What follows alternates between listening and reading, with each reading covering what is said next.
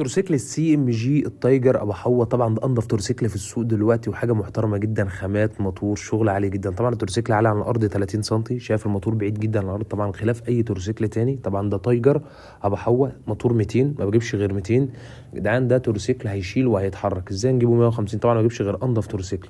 طبعا التورسيكل حاجه جميله جدا، التانك بتاعه الدهان حاجه محترمه جدا. طبعا ده الاستبن، عشان ناس كتير كانت بتقول لك التورسيكل من غير استبن، لا التورسيكل باستبن، والاستبن بتاعه مربوط تحته مع الكوريك ومع العده بتاعته.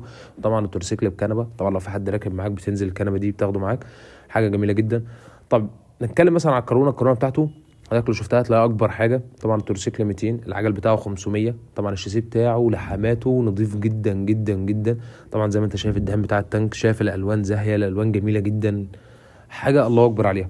طبعا موتور 200 زي ما قلنا، طبعا في هوايه طبعا الموتور. طبعا زي ما انت شايف العجله من قدام 500، العداد بتاعه نفس عداد السي ام جي بتاع اكتوبر، حاجه جميله جدا. الكشاف بتاعه كشاف ليد، اضاءه شغل عالي محترم جدا. كام سعره؟ 59,000 جنيه صندوق، 59 ونص مجمع بس كده.